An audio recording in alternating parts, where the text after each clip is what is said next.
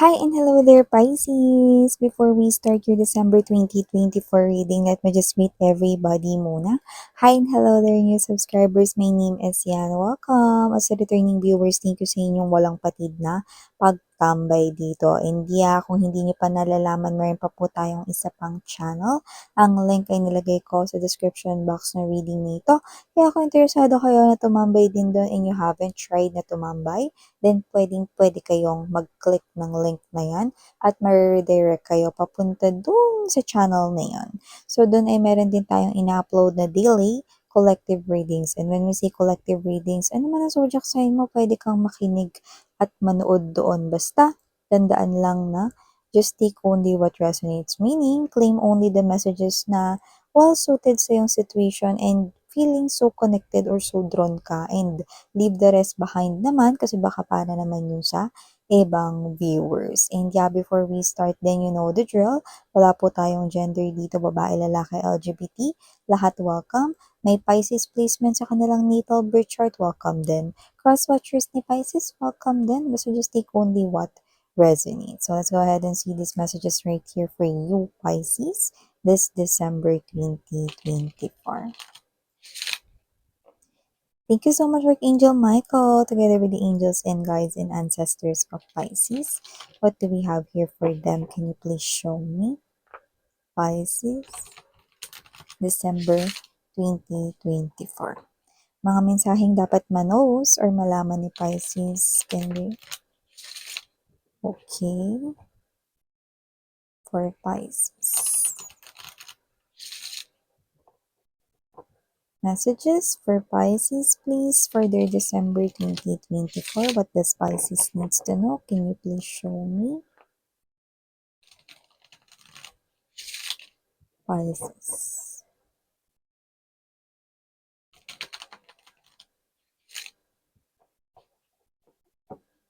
Okay.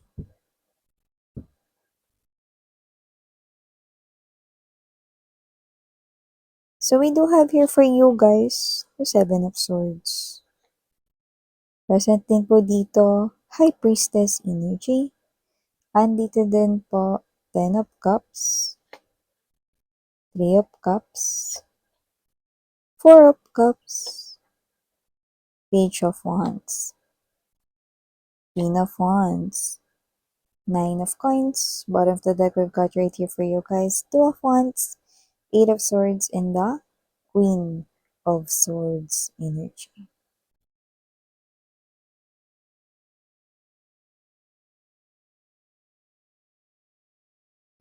Okay, so Pisces, na nakikita ko dito for your December 2024, it looks like, no, sa telepono, may tumatawag, So, maaaring tumawag itong person na to kung saan nandun ka sa maraming tao. So, maybe, okay, I'm seeing right here na posibleng kayo ay nasa isang sasakyan, magko-commute, no, may mga katabi kayo, FX man yan, bus, train, whatever. So, this is you, no, na pwedeng fully volumed ang iyo rito na ringtone, no? So, possible na tumawag ito at ipa-ring ng ilang beses yung inyong phone, no? Pero hindi mo sasagutin. Bakit? Yan, no? Dahil alam mo na kung sino yung tumatawag. Yan, no? Pwedeng tumawag na rin yung number na yan at alam mo na kung sino yan. Or posibleng kayo to mga babes na hindi nyo rito sinasagot yung mga tumatawag na unknown number yan, no? So, may mga ganong klase na energy. Pwedeng alam nyo na kung sino yung tumatawag at pwede naman na kayo ito, no, na hindi lang kayo sumasagot, no, ng mga tawag pagka mga ganyan. Okay? So, yung iba naman, no, nakita ko dito na posibleng mairita. Meron ditong energy ng pagiging annoyed or maaring may energy rin dito na parang, alam mo yung katabi ninyo, parang, ba't hindi kasi sagutin yung tawag? Ano ba yan? Alam mo yung kahit yung energy na nagba-vibrate lang yung phone mo kung hindi naman yan fully volume na ringtone. Alam mo yung may tunog pa rin yung vibrate, 'di ba? So, nakakairita pa rin yun for them. So, iba naman, pwedeng kakilala mo yung kasama mo, parang, ano ba, ba't hindi mo sinasagot? Sagutin mo kaya yung tawag yan, no? So, yung mga ganong klase ng energy. So, nakita ko rito na hindi mo sasagutin yung tawag. Okay? Parang kahit anong mangyari. Okay? But you will definitely receive some kind of message, no? Kung hindi mo man yun sagutin, may text message ka or in a form of a text message, no? Or chat message na patungkol doon. Okay? Kung bakit siya tumatawag. Yan. Yung iba naman kaya hindi nyo sinasagot kasi meron kayong hinala or may kutob kayo rito kung sino yung tumatawag. Okay? And it will just confirm na tama yung hinala ninyo once you will receive a text message. You will receive a text message after that, no? So, nakita ko na yung text message na yan ay maaaring ipadala niya sa inyo kung kailan naghahati or nag-aagaw ang gabi at ang umaga. So, madaling araw, nakikita natin dito. Ano? Bakit madaling araw? Kung ang tawag naman niya ay posibleng mangyari ng umaga, hapon, no? Or tanghali, whatever, no? Kasi, medyo may kaba sa energy niya, no? So, parang siya ito na, pagtapos niya na tumawag, no? Hindi mo siya agad mag-text, no? So, plano niya talagang isend yan sa inyo pag tulog na kayo. Yan, no? Para hindi niya agad makita rito, no, na lasing niyo na or hindi kayo makapag-reply kaagad-agad, no? Kasi may kaba sa kanyang energy. May ganong klase ng energy. Okay? So, maliban din dyan mga babes, no? Nakikita ko rin dito na, teka lang, ano bang klaseng mensahe yun, Miss Yan? Sabi ko nga sa inyo, sa taong ayaw ninyong kausap. Yan, no? Kasi kung gusto niyo kausap yun, di sasagutin niyo yung tawag niya, no? Alam mo kasi yung energy niyo, kaya rin siguro parang ayaw niyo siyang kausap kasi ayaw niyo yung ikot-ikot lang, no? By Sarah Geronimo. Ikot-ikot lang, ikot-ikot, yan. Kasi paikot-ikot lang din naman, no? Kayong dalawa. So, pwedeng wala nangyayari, ganun lang din naman ang ganun yung mga sinasabi niya, walang pagbabago. Or pwede rin naman mga babes na pinapaikot niya lang din kasi kayo. At alam niyo na yun. So, tama na. Ayaw niya na magpaikot-ikot pa with this person. Yan. Sa maliban dyan, nakita rin tayo ng energy rito, no? Na posibleng meron dito na parang isang opportunity na dapat sa iba yun pero sa inyo mapupunta. Yan, no? Ay, teka miss yan. Hindi ko naman inagaw yan. No? Ay, hindi, mahal. Hindi nyo to inagaw. Sa inyo napunta kasi hindi niya na ito inimportan or hindi niya na ito binigyan ng atensyon. So, ano ba yan, miss yan? Ganito. Maaaring yung opportunity na hinihintay mo ay parehas kayo ng opportunity na gusto. Kaya nga lang, itong person na to, no, na hindi natin kilala ang pagkakakilanlan, no, kahit parehas kayo rito ng parang gusto, no, posibleng nawalan siya doon ng gana or tinamad siya, hindi niya na yun pinush. So, parang yung desire niya, no, to get that offer or to get that thing na wini-wish mo din, parang nag-lie down yung energy niya, no? Or parang meron siguro mga sitwasyon siya na parang naging negative siya about it, no? Or parang yung energy niya mismo, naging negative, nag-low vibration siya. Kaya yung opportunity na yun is napunta sa'yo. Yan, no? So, sabi ko nga sa inyo, hindi natin kailangan na alamin yung pagkakakilanlan niya kasi hindi na yun importante. Ang nakita ko rito kasi parang nilet go niya yun dahil tinamad siya na mag-pursue about dun or related dun kaya napunta sa'yo. Yan. It's a good opportunity kasi dito nakikita ko no, na ito yung bagay na talagang pinaka-waitings mo at nakikita ko yung excitement mo rito no, kapag ito ay nakita mo na or nai-offer ulit sa'yo. Strongly, it could be related right here no, sa pera pero mangilan-ngilan sa inyo is related to love. Yan, no? Parang meron kasi rito na kung love man yon, no? Possible na yung taong nagugustuhan mo at taong nagugustuhan niya iisa lang, pero parang tinamad siya, no? Na parang siguro hindi nagpapakita na gusto niya rin siya ng tao na yun, no?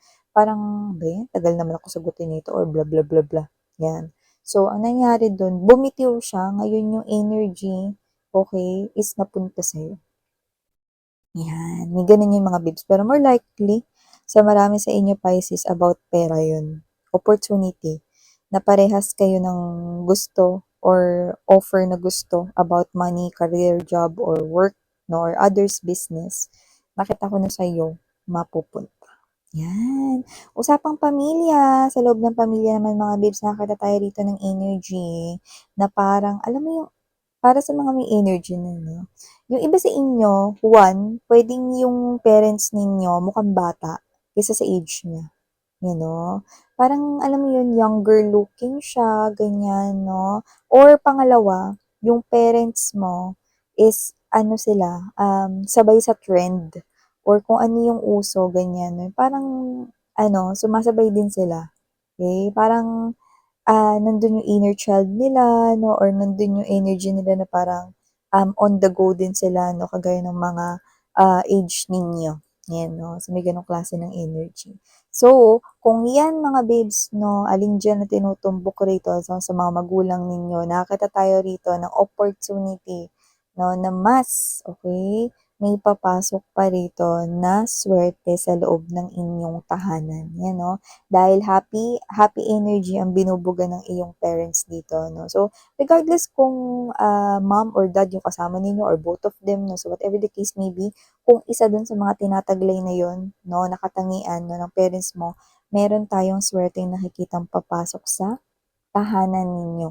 Kung saan mas nakikita ko dito 'no, na mas gaganda pa yung samahan sa loob ng bahay 'no, samahan sa loob ng bahay mga babes 'no. And at the same time 'no, yung swerte na unang papasok sa inyong, bahay 'no, is walang iba kundi, good health 'no, and at the same time 'no, dun na magsisimula na parang ganito. Meron akong specific clue na nakukuha ganito, kunwari, everytime na mamamalengke, laging wala yung kunwari wala yung isda na hinahanap, okey? May particular na mga pangalan yung mga isda, sabihin natin, pampano 'no or pampano 'no, parang yung isda na yun tuwing pupunta sa palengke yung nanay at tatay mo or yung nanay mo, tatay mo, whatever 'no, laging wala yun, nagkakaubusan 'no, hindi sila nakakabili 'no. At isa sa mga clue na nakuha natin dito 'no is for some reason makakabili sila ng gano'n ngayon 'no. So yung parang laging nabibili agad-agad, nauubos agad-agad 'no, mabibili nila. So isa na yun sa sign and clue 'no, na ibig sabihin, papasok na yung swerte sa inyong life 'no, sa inyong tahanan dito 'no. So iba nakikita ko dito 'no, na meron ditong perang papasok sa loob ng tahanan. So, nakikita ko rito lalo na kung meron kayong family na negosyo or business 'no, at sabihin natin sari-sari store 'yan, karinderya, whatever, may gano'n tayong nakikita rito. Kaya naman magandang flow 'no, 'yung nakikita ko rito. Okey. At mas magiging magandang Christmas niyo at pagsalubong ng New Year Pisces dahil nakikita natin marami-rami sa inyo ang ma-experience niyo 'yan this December 2024. Ang ganda. Ganda nakikita ko rito. Ang ganda ng salubong ng bagong taon sa inyo guys 'no. So nakikita ko dito 'no na merong pera sa loob ng tahanan and at the same time, happy yung energy na nabubuo sa loob ng tahanan, 'di ba? Walang pagkawatak-watak 'no, at wala munang mag-aaway na magugulong mga kapatid dito. Ceasefire muna dito, ayan. So, maliban diyan nakakita rin tayo rito ng energy na posibleng kayo ay mabigyan rito 'no, ng pagkakataon na ipamalas ang inyong talento, kung hindi talento, skills 'yan sa trabaho or sa negosyo. Nakita ko rito na may tagumpay diyan, like hindi ikaw yung maghahabol diyan ng tagumpay, ikaw yung lalapitan ng tagumpay. Kung negosyo 'yan, may mga, word of mouth na kakalat 'no, na puwedeng mga yun yung mga bumili sa'yo, nagtangkilik ng produkto mo or serbisyo mo 'no, may gano'n. So, nakikita ko rito na yung potential mga business partners or gustong makipag-collaborate sa inyo in terms of negosyo, sila mismo yung lalapit sa inyo and they are more than one sila, okey? At yung iba naman nakikita ko rito 'no, na may mga opportunities sa pera na sila mismo yung lalapit rito. Hindi mo na sila kailangan i-chase. Kung nagtatrabaho ka sa isang company 'no, at meron ka ritong sinusuyo 'no, hindi mo sila susuyuin ng matagal or hindi ka mahihirapan dahil makukuha mo yung loob nila because of this skill of yours or because of this talent of yours. So, nakita ko rito na right away, agad-agad, they will sign a contract sa inyong company, 'yan 'no, or they will, collaborate with you if you are an entrepreneur or owning a business naman, 'yan 'no. Siyempre aside from that, may makikita rin ako dito na pang-personal ito, 'yan 'no. So, dito parang meron kayo ritong mapapanalunan na pera. So, hindi ko alam kung saan manggagaling yun, pero with this Three of Cups dito, puwedeng kasiyahan 'yan. So, puwedeng Christmas party 'yan, no? Baka bunot kayo sa raffle tas cash yung premyo, no? Alam niyo naman yung cash minsan nilalagay sa dulo ng pa-raffle, 'di ba? So, nakita ko dito na may papanalunan kayo, premyo, at premyo is walang iba kundi pera. So, hindi lang yan sa Christmas party, malay nyo sa family reunion or sa party ng family ninyo, no? Year-end party, mga ganyan, no? Or sa inyong trabaho, or meron kayo ritong sasalihan, join na kayo, mga babes, no? Kasi nakita ko rito na hindi po rice cooker uuwi nyo. Hindi rin lalagyan ng bigas, no? At kung ano-ano pang appliances like pera ang may uuwi ninyo, no? Money, money, money, you know, money, money, money, yung iuuwi ninyo, nine of coins energy. Yan. So, nakita ko ng energy, no, na ito if I'm not mistaken, simbahan yung ating nakita. So, maaaring kayo ito na magdasal at magpasalamat, no? So, ito ay hindi ko naman nakikita na December lang. Posible nga ito ay nangyari na sa iba, no? Or parang kayo ito na mangyayari pa lang. I think, no? Hindi ito simbang gabi lang or whatever, no? So, I think, kasi I'm getting the vibe that you're thanking the divine maybe for this another year, no, na 2025, no, or sa mga natanggap mo. And because of that prayer, okay, and because of your grateful heart right here, I'm seeing, no, money is may paparating pa sa inyo ngayong January. Kaya nga, kumanta na ako ng money, money, money, di ba?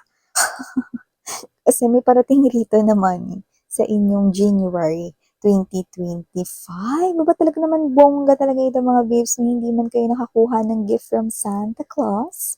Meron naman kayong gift na money, money, money from the universe, divine unseen forces. Diba? Sinikita natin dito, guys, yung bongga na Pisces. And yes, no, para sa ating closing, ito talaga yung closing na nakikita natin dito for your December, someone here is posibleng kagaya mo na nanonood rin ng mga energy or tarot readings. Pwedeng naniniwala na rin sila rito, no, sa mga sinasabi ng mga cards na nakaka-read ito ng energies. Okay, like it's a medium, no, or naniniwala na rin sila rito sa mga tarot readers, whatever. Basta may naniniwala na rin dito kagaya ninyo. Okay? And kung bakit siya involved sa inyo, this person right here wants to know you more, no? At ginagamit nila yung mga pinapanood nila. Pag nakaka-resonate sila, no, basta they're checking up on you. Pwede rin nagko-consult sila sa mga legit na mga tarot readers or energy readers, no, as a medium to know you more. Kung sino siya, brand new person, no? At yung iba sa inyo, nakikita ko rito na siya ang destined for you. Okay? Again, naniniwala siya na merong destiny. Baby, you're my destiny. Taray! Maaring maging baby yung katawagan ninyo kapag naging kayo na, pero meron talaga sa inyo. Siya ang destiny ninyo. So, thank you so much, Pisces, sa nangyayon love and light. And yeah.